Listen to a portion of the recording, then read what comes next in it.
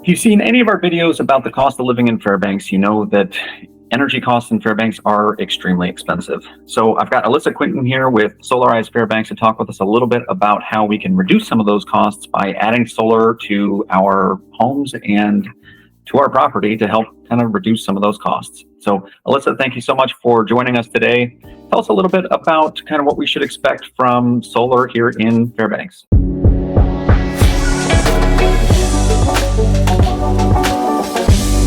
All right, so what can you tell us about Solarize Fairbanks and its mission here in the interior of Alaska? Yeah, Solarize Fairbanks is a community-led initiative that brings neighbors together essentially to purchase solar in bulk. And, what we do here on the core team is that we help with the technical and financial and communal side of it. So looking at particular grants for nonprofits, for-profits, different loans that might be available here with local credit unions or with different financial institutions, looking at, things like the REAP grant, ICT credit with the federal government, seeing just, what works for people in their different circumstances. We also work with Alaska Center for Energy and Power to, again, help with that technical side. If folks have questions on their particular systems, or if they really need to go one-on-one, how does solar even work? And is it really the best thing for me? And how do I also do an energy efficiency audit? We answer all of those questions. And then, the biggest part that set Solarize Fairbanks off was its community campaign. So the neighbors, bringing neighbors together and purchasing solar. What we've done in the past is we've done community campaigns where people in their neighborhoods, in their community, become area organizers and ambassadors, and they'll do the neighbor to neighbor outreach and communication, getting folks together who are interested. And, we had different thresholds of, have 10 or more people to essentially start it up. And the more people you get engaged in the campaign, the bigger that group discount with the installers is going to be. So that was a really huge selling point for a lot of people. But it was really just, also being able to do something with your neighbors, that it wasn't just you getting solar, it was your entire neighborhood getting solar, and doing this together made it less daunting and irritating and confusing because you also had other people who were doing the same process with you. So that is what Solarize essentially is and was. And all, with the mission of making solar more equitable and affordable for interior residents. That sounds awesome. And there was a lot of things there. Within those campaigns, how many folks would get together, like in these neighborhood campaigns? We've had campaigns as low as 10 and some as big as 50. So it really, every year it was definitely a surprise of how many people were interested. Like, we've always had hundreds and hundreds of people interested. And, depending on, I guess a lot of different circumstances, we had really big campaigns, really small campaigns, but all really successful. Okay. And on average, I guess, how much savings would homeowners see with the campaigns? Not necessarily getting into the savings that they would see with the solar itself, but just in the installation with these campaigns. We've seen a couple hundred on average, I would say like 200 to 300 taken off of mostly the labor part of it. Because that's your biggest cost is the labor. And then you have materials. So, we've seen discounts as big as that in the past. Okay. So it's not like coming off in thousands of dollars. It's no, pretty modest. And, I think, again, depending on how many people you have in the campaign, a lot of people are also getting modest systems. So I think that if we were seeing like, the big 10, 15, 20 sizes, we probably see a bigger discount. But a lot of people are getting like 5, 10, on their average size home. So you're going to see an average size discount. Is it possible with these campaigns, and I know you say we're not doing a campaign this year, but in the future, with establishing these in the future, is it possible for folks to get their businesses set up within these? Oh yeah, absolutely. we've had, yeah, this is not just limited to, homeowners. We've had businesses, we've had nonprofits, stores, we've had farms even be a part of the Solarize campaign. So as long as you're within sort of what is characterized as that, neighborhood. And Fairbanks is kind of weird because like we have colloquial neighborhoods. We don't have like true established, like in other places, neighborhood associations or city defined, neighborhoods. It's just kind of like, yeah, this is Cripple Creek area, roads right there. Everywhere else is here. So as long as you're there. Area. Yeah. Yeah. Well, I mean, because that's where, it seems like there would be a huge amount of savings for business owners to, toss a whole bunch of solar panels up on their, the buildings that they have their businesses in, save a bunch of money there, and then also take it home, not take it home like off the buildings, but put it up at home too, save money there, and, see savings everywhere.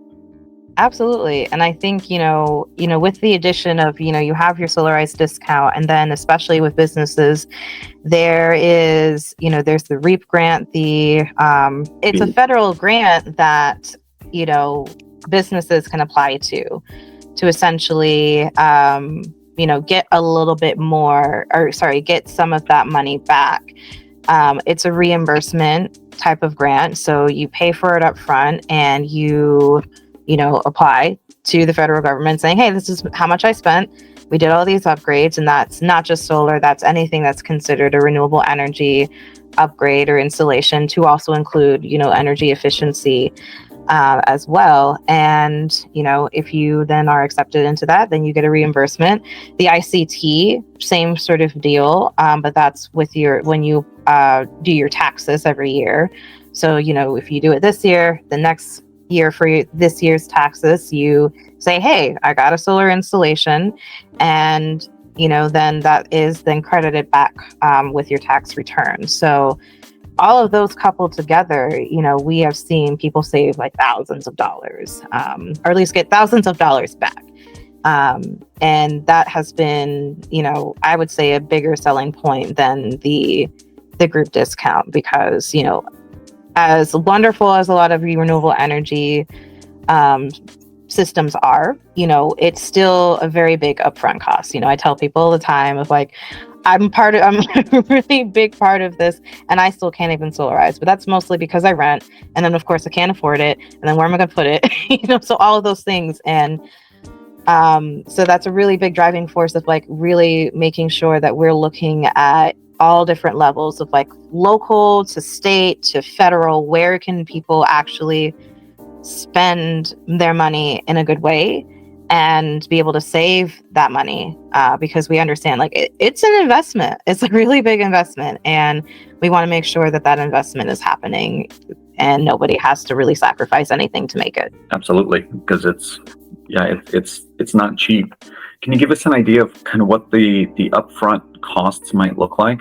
Yeah, again, it's kind of a range. I have seen people get systems as low as 5,000. I've seen people go as high as like 30,000. And again, you're talking like maybe 5 to kilowatt, like 2 to 5 kilowatt. And then, the big go-getters are like, I want a big array, 30 kilowatts, 10 to 30 kilowatts. So it really depends on like your standard rooftop is probably going to be the cheapest. If you're trying to do a ground mount, like with a pole, starts getting a little bit expensive. You start adding more panels onto that, you're starting to, talk into the 10s, the 30s. But, a typical like true array system I've seen as low as 5, I think you're looking 5 to 8. And what I would say for people to watch out for is look out for your wiring. That is a very big piece that takes a lot of labor that people get charged for. So if your wiring is out of date, or if the wiring you have isn't, doesn't have enough juice, I suppose, to, carry that system, you're going to see some additional costs. So we really, really, really encourage people. That is why you do an energy efficiency audit even before you start talking to installers about a solar array system, because it's very, very often that you have older appliances where maybe that's where you invest first, is getting more energy efficiency or energy efficient appliances. And then it may turn out that instead of getting a 5 kilowatt system, maybe you just need a 2 kilowatt system, depending on if you're trying to go net zero, if you're trying to overproduce, if you're trying to save some of the energy and get a backup system. But yeah, that's what we definitely encourage if you want to keep your costs down, and also just really understand what your energy needs are in the first place, because then you're better prepared to understand what kind of system you need. So we had kind of talked a little bit about, or you mentioned ICT, talking about the tax credits and how they've been extended. Could you talk a little bit more about that? Just because I think there might be a little bit of confusion that some people may have. I know I may be a little bit confused about what those tax credits look like for energy, adding green energy things to your home, and can just help us understand a little bit more about that. Yeah, let me pull up exactly when it's been extended. So the ICT credit, that stands for the investment tax credit. And again, that is a credit that you apply for when you do your taxes for the following year after you get your installation. That was going to go away back in 2022, but with the change in administration, that got extended to 2032. And that's a 30% tax credit for residential, for business owners, and also for nonprofits, which was recently added. It used to be that nonprofits wouldn't apply, but there's been some changes to the requirements there as well. There's many different places where you can go to essentially find out more about what the ICT credit is, and all the different things that go into it in terms of what the credit is, how big the credit goes, to who is actually qualified for it, and what counts as a renewable energy installation or upgrade. We have a link to it on our website on Solarize, and you can get to our website through our Facebook, just on Solarize Fairbanks as well. But in a nutshell, that's pretty much what it is and sort of what happens with it. Okay, and we'll make sure to drop the those links to your Facebook group, to your Facebook page, those links as well down in the description below too. Thinking about moving to Fairbanks? Well, click on the link below for my free relocation guide, where I talk about top schools, top neighborhoods, and so much more.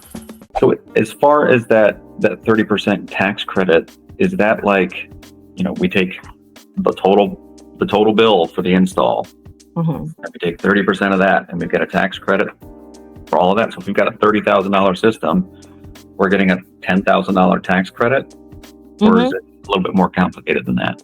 It's the federal government, so there's always a little bit of complications. But when we're thinking about a typical solar array system, you can expect up to 30%. That's the exact language that the Department of Energy has on their website.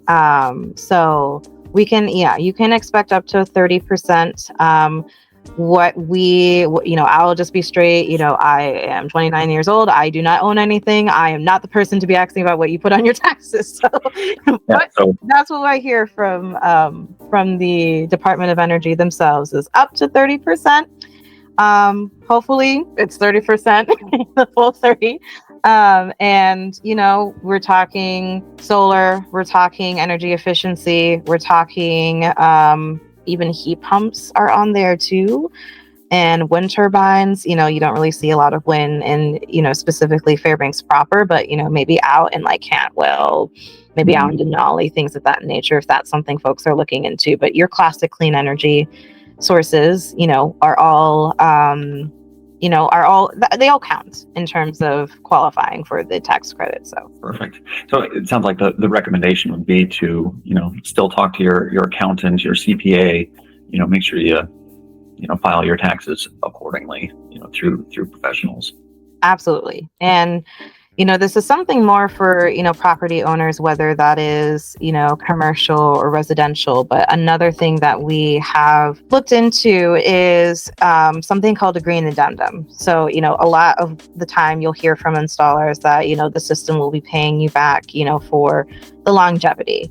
You're not looking for a huge, short-term, buyback investment. It's over the period of however you live in the house. And if you leave your house before that system is completely paid off in the sense of you've gotten your money back from the savings yet.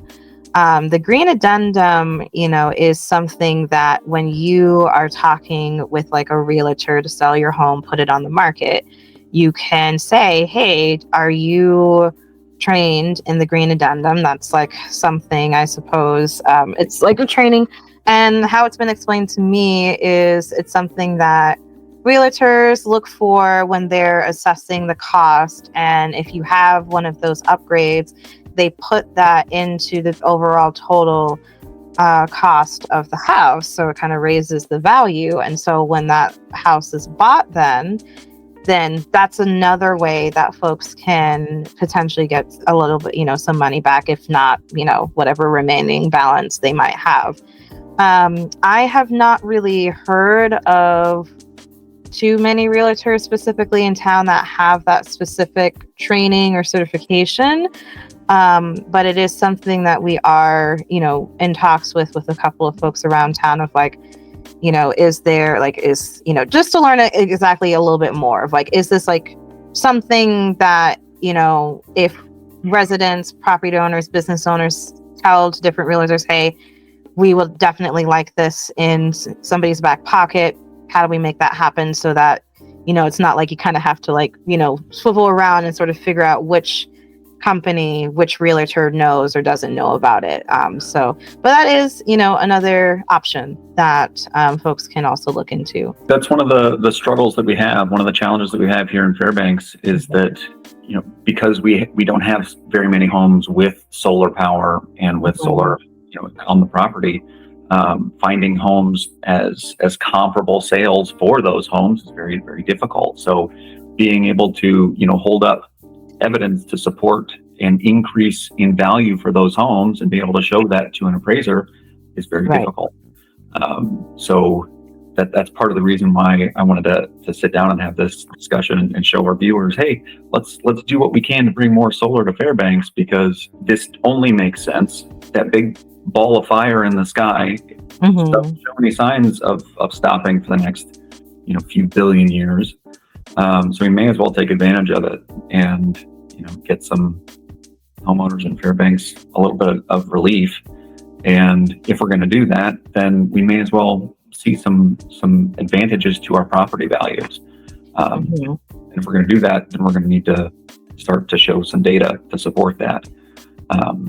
You mentioned realtors getting these like additional qualifications and things. There are some additional designations, like some little three-letter acronyms that realtors can go through to get some additional training through the National Association of Realtors. And it's just an additional computer-based training thing that you can go through and takes a few hours and get a green designation. I don't know that too many folks in Fairbanks have done it, just because there isn't very much in the way of green energy in Fairbanks, because people think, well, it's dark for 6 months out of the year, so but solar doesn't make any sense in Fairbanks. But could you tell us what's your experience with the folks that have used solar? What are you hearing from them? Yeah, it definitely started with, people when the first year, like back in 2020, when this started, it definitely started with people who were already on that track of like, even if it isn't the most cost effective thing, we're going to do it anyways, because we feel it's the right thing to do.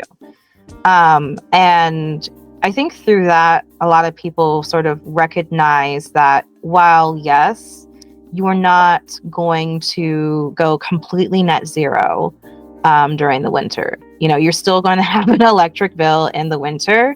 In the summer, I can't tell you how many people have called me and be like, Alyssa, I'm getting $50 back from GV. Or it's like, I'm getting 12 cents, but you know what? That's 12 cents I didn't have. So it really varied, but people were really excited. And, you know, I've definitely seen that narrative shift for people who are like, you know what, I'm interested anyways. And yeah, it's going to be cold for 6 months. It's going to be dark for 6 months, but, you know, we need to do something to help with our cost of living. And I think that how you change that narrative, because I still hear it, you know, when we table, they're like, does it really work? And I'm like, well, you know, there'd be about, you know, over 100 people that would disagree with you that yes, it does work. At least it does work for them. And even this year, we're getting people asking if there's going to be another campaign this year. So people want to do it. And I think with what we've seen, we've had over 10 communities solarize. And so I think that's proof already that it does work. And you just have to manage expectations. And that's really difficult in a climate crisis and a heating crisis and an energy source crisis. Of people are looking for that next thing that's just going to give them that relief. And, you know, unfortunately, that's not going to exist in our system that we currently live. Like, we are still very extractive heavy. All of our taxes are still very, you know, dependent on what happens with gas and oil and coal. And until that transition is made over to other energies, there isn't going to be that quick fix that I can go 100% into electrifying and have an energy bill that's like $100, $50, whatever. But what we can do, what I've really been focusing on, is really shifting that narrative of, again, managing that expectation of, it might not, you know, give you a $0 electric bill in winter, but, you know, you still produce, right? You know, when the sun hits the snow, especially if you have bifacials, you will produce something. If it's 1 little kilowatt, it's 1 little kilowatt. However, we do have something called the shoulder months, which we're in right now. And people are producing right now, as early as February, and producing enough where it's making a noticeable change on their energy usage and their energy bills ultimately. So the more that people know that, you know, it might be a little bit of a relief of like, okay, maybe it's not 6 months, maybe it's 5 months, maybe it's 4 months of darkness, and I really gotta shove it out. But, you know, that money that you're potentially saving in that way, perhaps that's money that can be put away into buying a backup generator if we have another outage or a storm. You know, maybe it's looking and like we finally get rid of that old refrigerator that's taking up 20 kilowatts. We get one that takes a 5, you know, or we save that money and we buy groceries, you know, whatever that is. You know, I think that's really where the mindset needs to be, of what are those backup systems? What are those systems of redundancy, so that if I'm in an emergency, we have another rainstorm, we have another outage, you know, am I still going to have heat? Am I still going to have Wi-Fi? You know, am I still going to be able to plug in essentials? Well, that and anymore, I don't think it's a question of if we're going to have a rainstorm, if these things are Yeah. like, these things are happening, and when they happen, you need to be prepared for them. And the only way that you can be prepared for them is by starting before they happen. Mm-hmm. If you wait to go umbrella shopping before, you know, until it starts raining, you're going to be all wet. Right. So, you know, start shopping for an umbrella before it starts raining. Build the ark before it starts raining. Yeah. Yeah, So, for sure. You know, if things are really, really bad right now in terms of all of the things that you just listed, you know, then if the trajectory is only, you know, going up in terms of how bad all of these costs are getting, then it seems like it only makes sense to start now, to start to make some savings happen, you know, for the future. Mm-hmm. So you kind of touched on a couple of things in terms of the bifacial solar panels. Could you talk a little bit more? And you'd also mentioned the you know, being on the roof or on the ground. Mm-hmm. Can you tell us a little bit more about like the technical aspects of what kind of systems work the best up here and things that don't work? Yeah. ASUP is actually working on this exact question with side panels, or side mounted panels of like, does that technology work better here in Fairbanks? We see a lot more of that in like places like Anchorage and things of that nature. Could it work here? So that's a really good question. And what I've heard specifically from installers is that, where it is, like if it's on your roof or if it's on a big pole or if it's on the ground, that is not really the part that matters. What matters is where is your angle, where is the sun hitting it, and, how much sun are you getting in your area? Do you have a lot of coverage around? They haven't really seen a significant change of if it's better to have it on your roof or if it's better to have it on the ground. It's more of a question of where is the sun hitting your particular property, and then also what can you afford. So I think that's a good, good thing to hear. Like that's not really what's going to make or break it. I think what can be a consideration for folks is whether they get your standard panels or whether they get bifacial.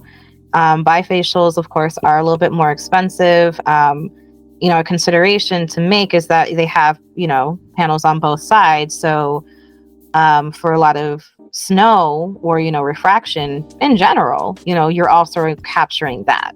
And so if that's something that you do want to consider, that could be a consideration of, okay, you pay a couple more bucks on each panel to have that kind of technology.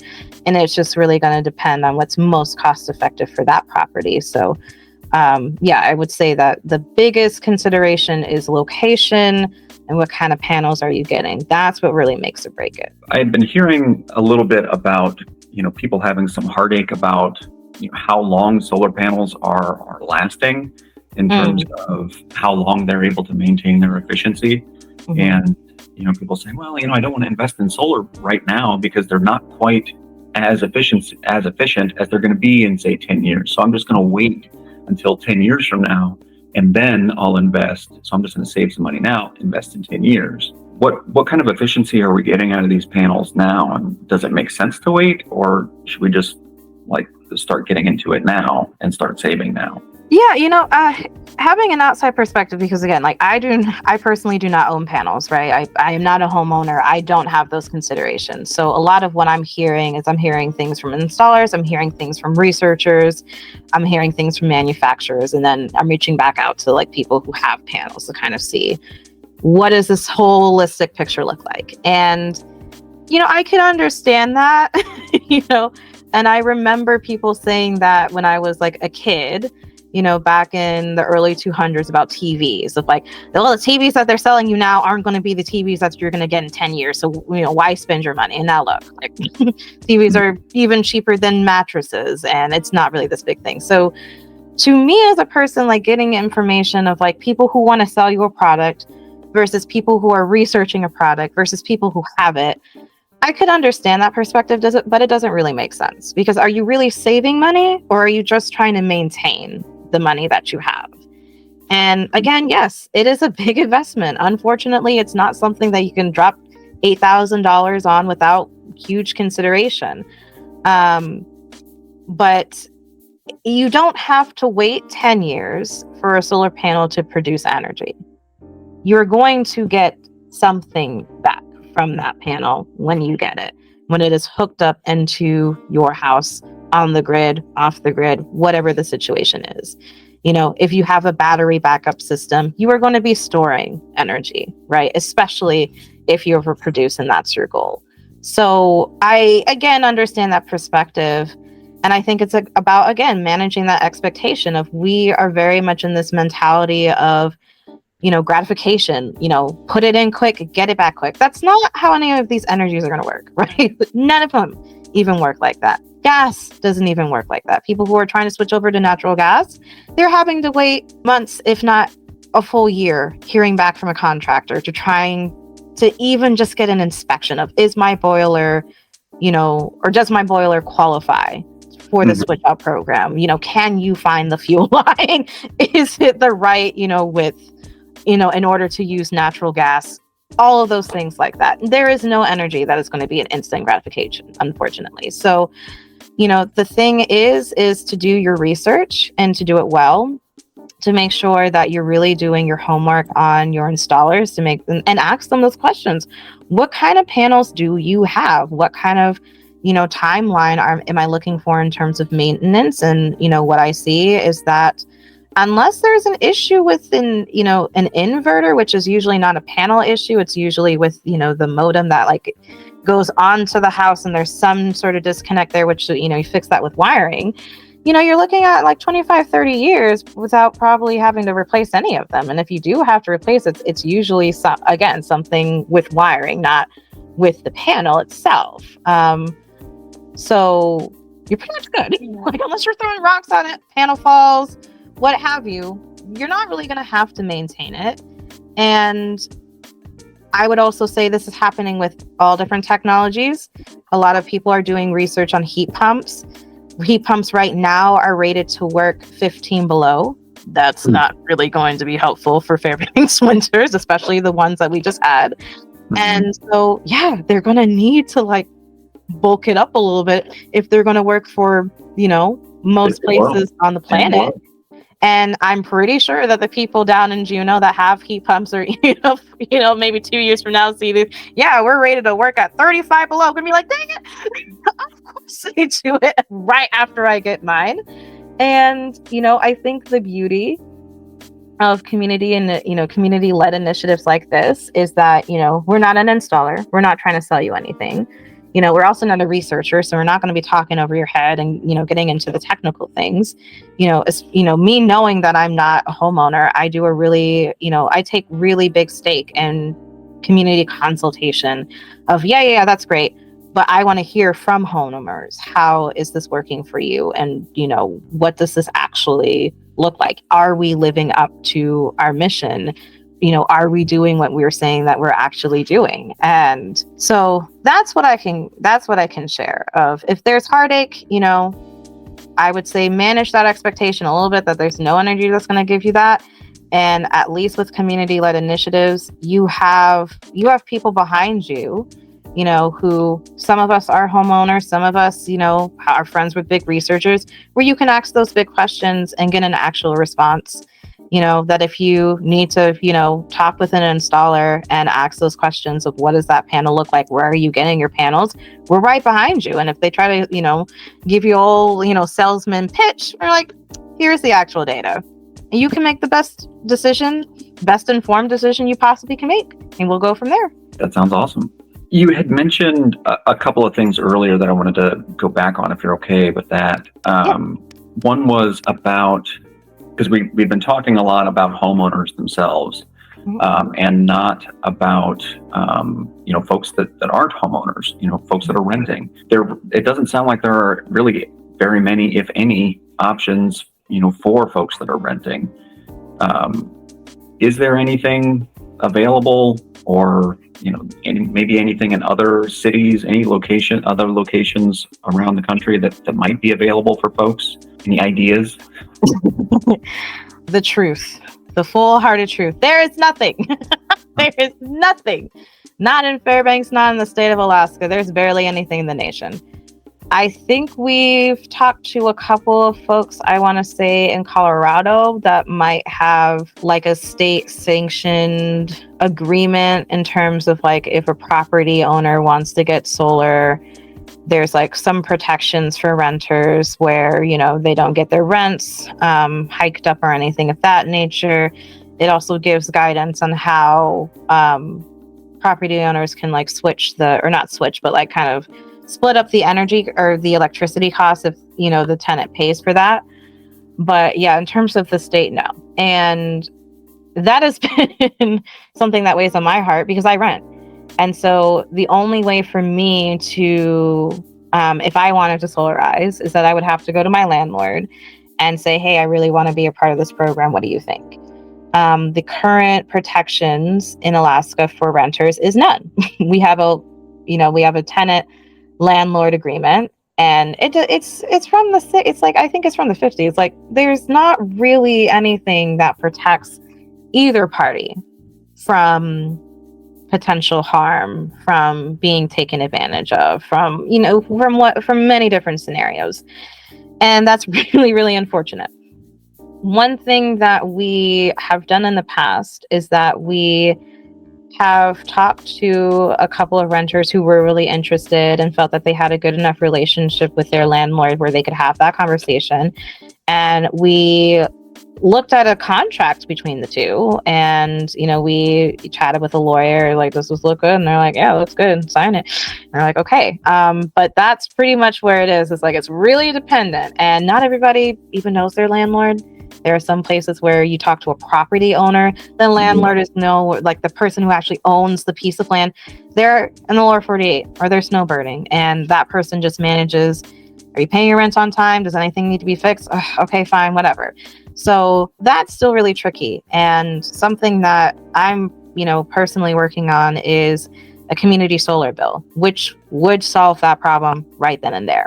And essentially what the bill does is it puts on the books what community solar looks like for the state, so that when the regulatory commission, looks at, for example, Chugiak Electric Association's maybe third draft into a community solar bill or a community solar project, and has those regulations of like, okay, this is what is required for a big array, then it doesn't get rejected. When GVA puts in their application to the regulatory commission, okay, we have that. It doesn't get rejected. It also gives energy, independent power producers, guidance in terms of, okay, this is what they're allowed to do, because same thing, they have to put in their project proposal to the RCA. Same thing for if just like a couple of folks here on Farmers Loop, just like, what, we're gonna buy that plot of land over there. We're gonna set up a community solar array, and if you want to plug into it, great, and we'll just get that done. They can do that too, and that really helps people, like me, who, if my landlord doesn't necessarily want to put solar on the roof, but would definitely plug into a solar array so they don't have to do anything to the house, that could totally be done. And it definitely helps the old age question, especially in Fairbanks, especially downtown, of my roof is too old to put anything on it. I can't afford to put anything, on the roof because I would need to fix that first. Or, hey, I'm out in Farmers Loop, I'm on Greenock, I'm surrounded by trees, I live above a huge slab of permafrost. I cannot cut down these trees lest I want to sink into the ground. That could also be a really good option. And it puts, again, the fair competition into our utilities, which can really get into, the conversation with more rural areas and villages where they don't have a utility. GVA won't go out and do that. AUP won't go out and do that. Even GCI won't even go out and give them Wi-Fi. What are those people supposed to do? Natural gas costs how much, right? You're choosing between buying groceries and filling up your tank. That is not, a choice that anybody should be making anywhere. And it only seems to happen, right, in, rural areas. And now, us urban people are starting to deal with that now, of how, expensive gas is getting, where we're like, okay, maybe we don't get the whole milk this week. Maybe we get 2% or whatever. That's not a choice anybody should be making. So, right. I'm really trying to get, our legislators to understand this is not a compromise between, oil and gas and coal and utilities, because those are the two that don't like this bill. They really don't like it because, like, utilities want power, they want control of it, they want to be the people who disperses power, but that's not fair. That's not a fair market. And if you can't service everybody in your community, then it's okay. It is okay to have other people who have the means, who have the knowledge, and who want to do it, and y'all can work together to make sure everybody's getting service, right? It's getting people to be able to understand their energy needs, be in charge of their energy usage, and to also establish those relationships of how you take care of each other and not just yourself, especially, again, in an emergency. Because is a utility going to come out and make sure you have power? Is a politician going to make sure that your lights are on, that you have heat? No. It's like when we had that last big storm, it was neighbors. Oh no, my neighbor is trapped. They cannot get out. They're on an oxygen tank. I need to check in with them right now, right? Those are the people who check in on you and make sure that you're okay. So, of course, the bill is being delayed, as it usually is. It's a clean energy bill. So they're like, wait. We don't see natural gas in this. We're like, no, you don't see natural gas in it. So we're trying to have those conversations with utilities about, like, this is not a compromise. This is about setting us up for success and making sure that, your constituents have what they need. Because again, in the event of emergency, GV is going to shut off power. They're going to take care of their linemen, as they should, because no one wants to be shocked, especially in the middle of a storm. Not happening, right? But we don't have backup systems here. Like, it's not a thing. And especially if you rent, you have nothing. You are beholden to whatever heat source you have. And for the majority of renters, that is their Toyo, which is electric. I am fortunate that I have a wood stove, right? So I'm good, but I'm the only renter I know who has both a Toyo and a wood stove. So that's the message that I'm at least trying to get across to our elected leaders and our utilities of, like, y'all, we don't have time. We're in a crisis. We need to start acting like it. We need to start making sure that, we can actually solve these problems, because it'll be great for people who already have homes, who, already have another place to go. But for the majority of your constituents, we're kind of stuck, and, solar can be one of those things that can help us unstick a little. Well, not only that, but the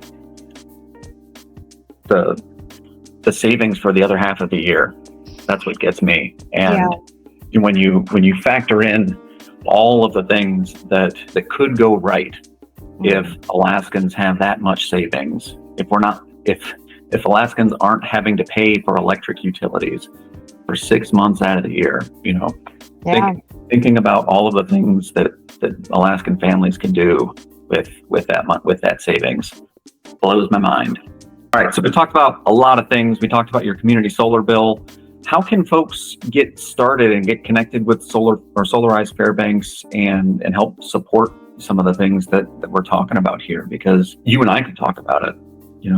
We can talk about these things with legislators, but how can everybody else within Fairbanks and the folks that are coming to Fairbanks that are also more than likely going to be passionate about these things get started and be supportive of these things, these initiatives? Yeah, absolutely. If you want to get connected with us, we are on Facebook. You can message us.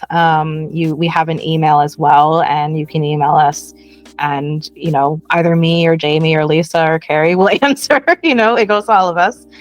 What I would say is that if you are looking to start a campaign, that can definitely happen next year. What I've told people is that it doesn't get done unless you do it. Like I said in the beginning, it is a community-led initiative. So it really does not go anywhere unless communities actually want to do it. And that does take a lot of effort, organizing, full-time job. However, that is why we on the core team are here to help you with that. So you are certainly not alone.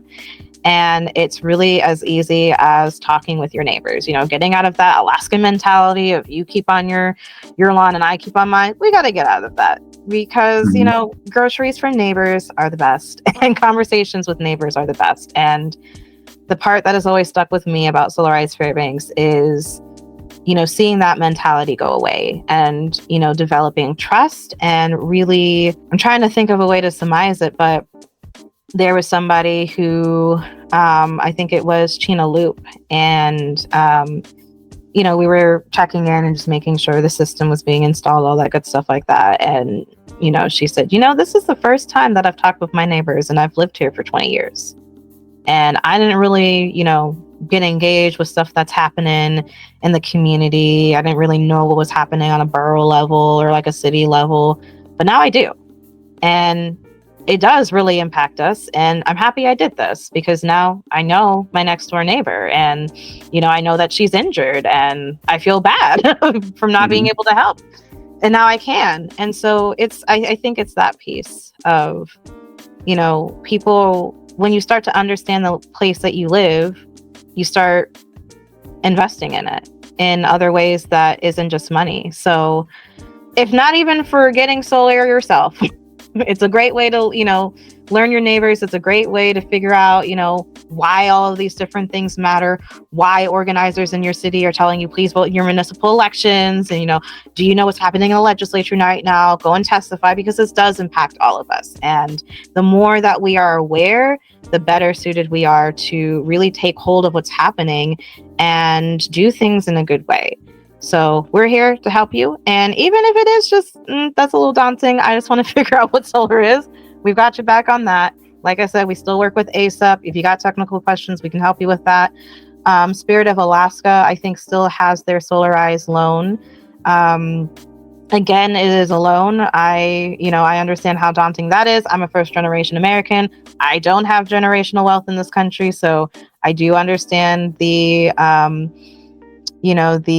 issues with that. But hey, if that is something that you want to look into, we can connect you with those people.